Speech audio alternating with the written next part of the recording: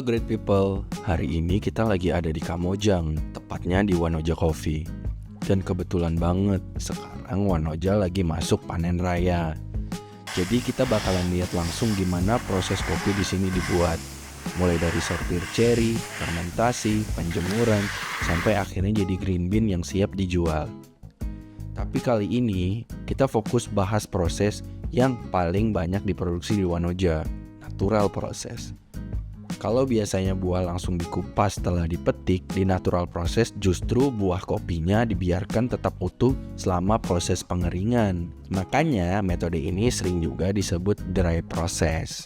Dan karena biji kopi terus nempel sama daging buahnya selama berminggu-minggu, karakter rasanya jadi jauh lebih fruity. Kadang bisa muncul rasa kayak strawberry, orange, atau tropical fruit.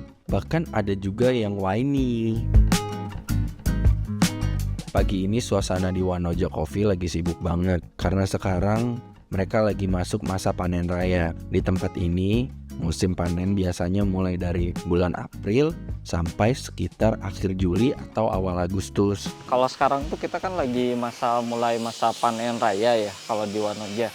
Jadi biasanya kalau kita panen tuh mulai bulan 4 sampai dengan bulan 7 akhir atau enggak bulan 8 awal. Biasanya kalau di awal kayak gitu barang juga masih jelek-jelek.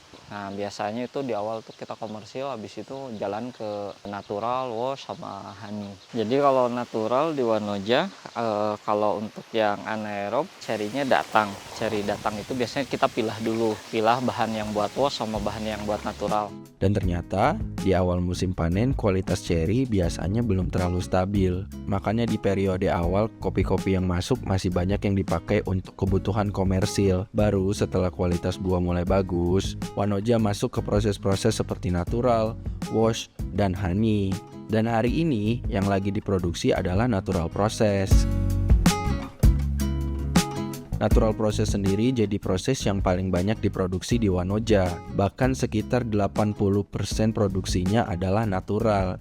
Karena dari proses ini, mereka bisa dapetin karakter rasa yang intens, fruity, manis, tapi tetap balance. Jadi kalau yang mau kita highlight itu tentu aja fruity dengan manis ya. Jadi itu balance tapi high intensity gitu. Makanya kita butuh barang-barang yang kualitasnya bagus.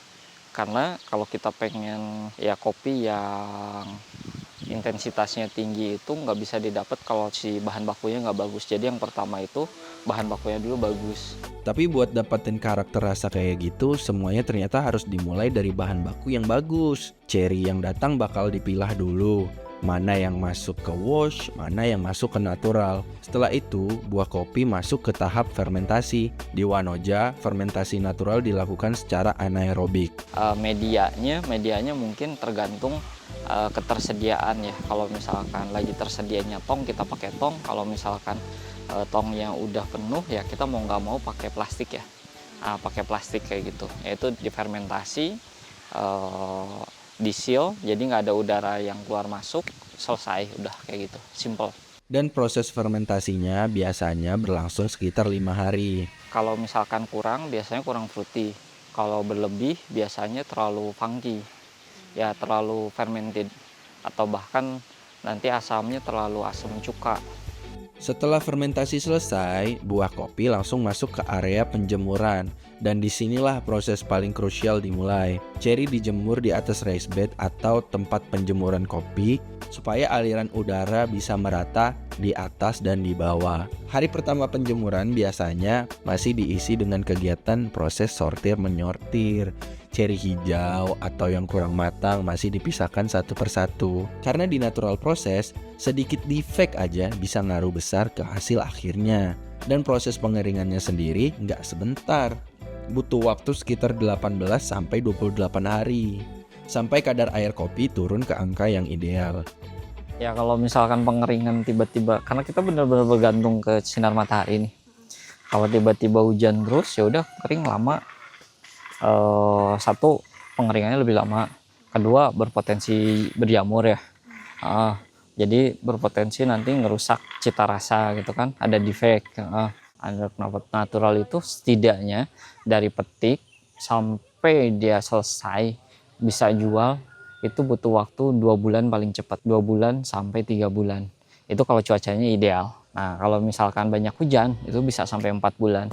Makanya selama penjemuran semua harus terus dipantau. Cuaca, panas matahari, kelembapan, semuanya berpengaruh. Kalau tiba-tiba hujan datang, seluruh jemuran harus langsung ditutup. Karena kalau terlalu lama lembab, jamur bisa muncul dan merusak rasa kopi. Setelah benar-benar kering, proses kopi ternyata belum selesai. Ceri yang sudah kering akan masuk ke tahap resting terlebih dahulu. Baru setelah itu dihaling untuk melepaskan kulit keringnya. Setelah haling, kopi masih harus melewati banyak tahap lagi. Mulai dari sorting mesin, sizing, color sorting, hand picking, sampai akhirnya masuk ke tahap quality control.